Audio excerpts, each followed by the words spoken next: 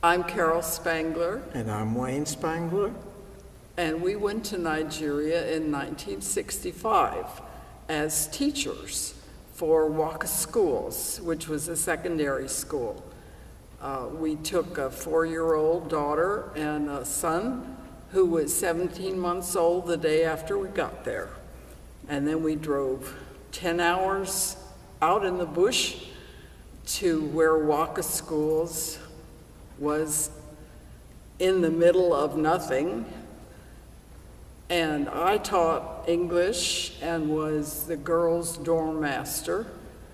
And I taught general science and biology for grades Form 1. Form 1 through Form 4. There were 5 forms altogether.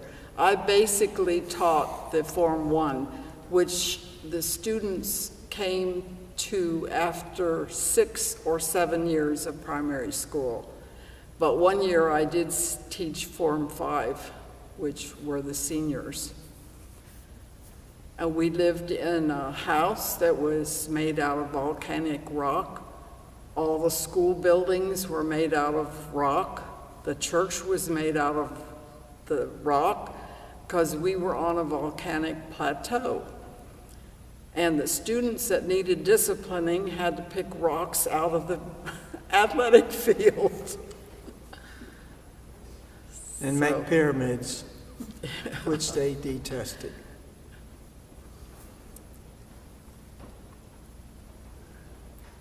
What else?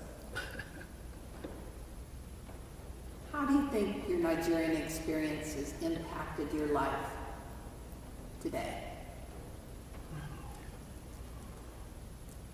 It was the best 3 years of our lives. We had a close fellowship of mission teachers. Everyone worked. Nobody was a goof-off. Everybody wanted to be there. We had fresh gardens. We had lots of self-entertainment parties, dinners, banquets. Hair cutting parties, ice cream parties, where everybody put one bread pan of water in their refrigerator, and when the person who was making ice cream got ready, they went around all the houses and gathered the ice, one bread pan per house, and we made ice cream. And we made lots of friends, and we got, not all the teachers were American, most of them were, but there was an English teacher, from England, and then we had a couple of Nigerian teachers, 2 all the time, and then a couple others for just part of the time we were there, and a teacher from the Congo. So we made lots of dear friends for life. Another feature was that the students wanted to be there. So we had no problems discipline-wise. Or very few. Or very few. Yeah. Once in a while they behaved like teenagers. Most of the students were the first people in their family that had ever been beyond primary school. Only 1% of all the children in Nigeria went to school. No, of the northern Nigeria. Northern Nigeria. And out of that 1% from elementary school, 1% went to secondary school. Or teachers training college, which was on a high school level, but they called it college. So when we finished with them after 5 years, they were ready for college or seminary or whatever higher education they wanted to do. Nursing school. And so law school. We were very pleased that we could produce so many students who took government jobs, a lot of them, and important positions within the society itself. And we hear occasionally about them that they are quite successful in their careers. we've entertained over the years some of the representatives for annual conference, and they tell us about our students and what they have done since the secondary school. So they've done a good job. And by the way, even if they were not a good student and if they didn't pass the West African examination at the end of 5 years, they were still so proud that they would say, "But I'm a Waka failed." But they still were better than... Because Waka was such a good school. It was so much better than the state-run schools around us. So we think we contributed a lot to their progress as a nation.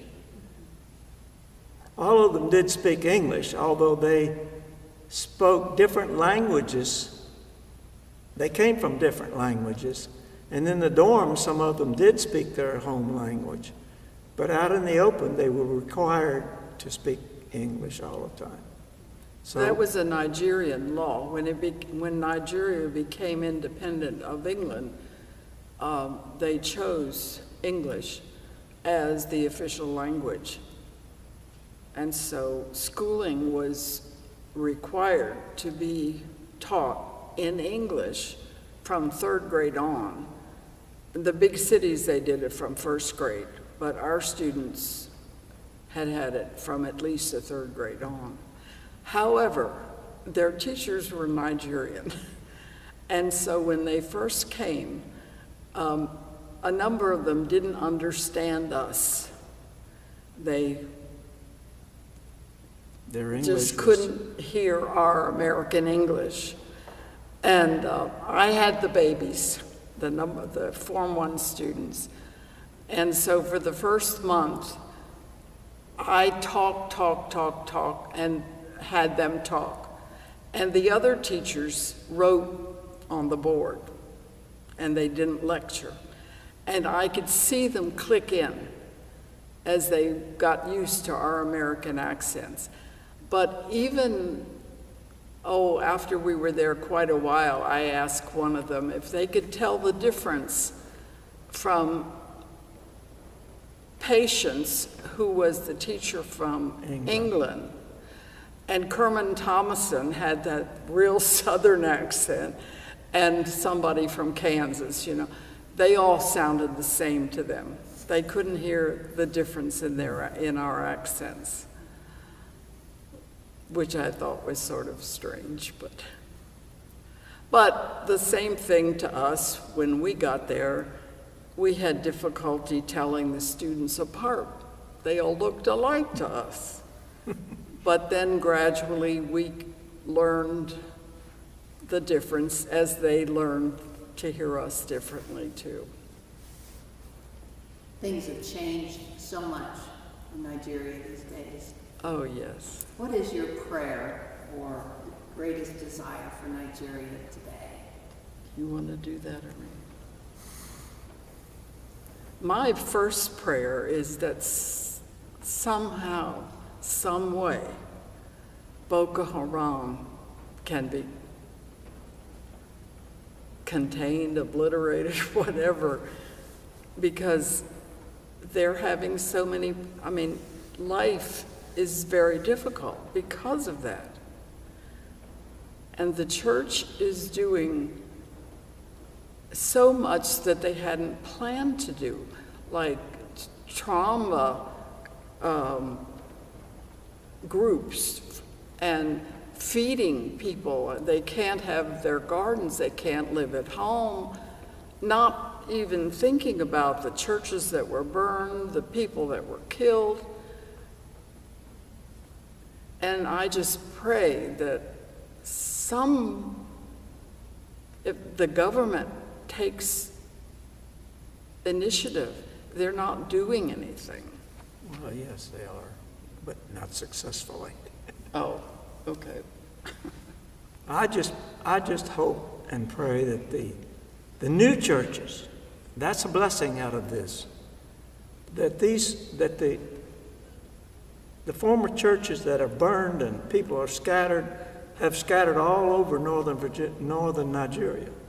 Well, more than and that. Cameroon, and they're starting new churches everywhere they go. And my hope is that they can keep these new established churches and grow as they are, instead of all coming back to where they used to be, if they ever can come back. Is there anything that you definitely wanted to say as part of this that you haven't been able to say yet?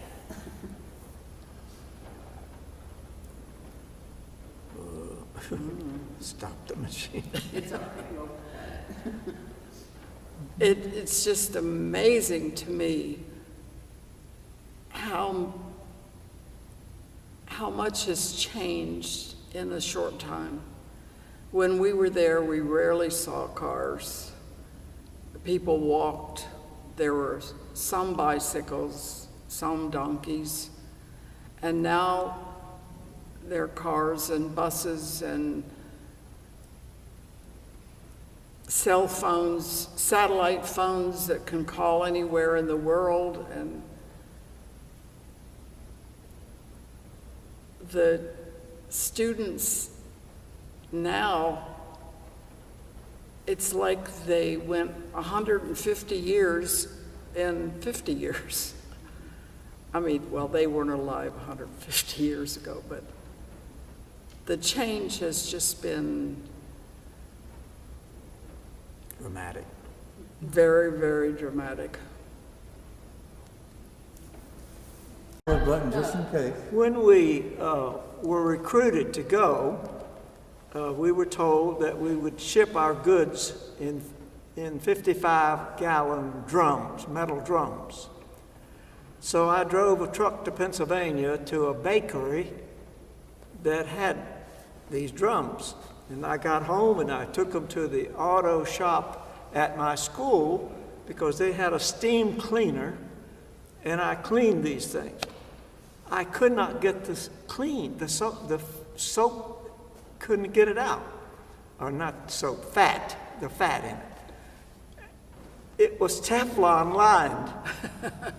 You So they can't get were that out. Anyway, we packed our goods for 3 years In in 13 barrels, including 100 glass canning jars. And if any one of those jars had broken in a barrel, it would have been totally glass in there. They were all stuffed with washcloths and underwear and socks and dish towels and anything. And we had to buy clothing for our children for 3 years. And birthday presents. Christmas presents, And Christmas. birthday presents. And it was quite a process but we had good advice from present missionaries. They'd send information, bring this and bring that, don't bring this. And then a joke of it all was that we like okra. So we asked somebody at church to get us some okra seeds. No, we bought okra seeds, Wayne. Well, somewhere we got the okra we seeds. said We if- get over there if- and we find out that That's okra where came okra from comes from. Nigeria. They had red okra and green okra and tall okra and short okra and fat okra. And the only seeds we took, they said, now you'll be able to get tomato and beans and corn and, regular things. But if there's anything different that you want, bring seeds. And when we were in Japan, we said, if we ever have a garden, we're going to grow okra. Because we found they sold little, so good. It wasn't slimy or old or anything. The okra was so good. We said, if we ever have a garden, we're going to grow okra. So we took okra seeds. And we had a garden. Yeah. That's not for publicity.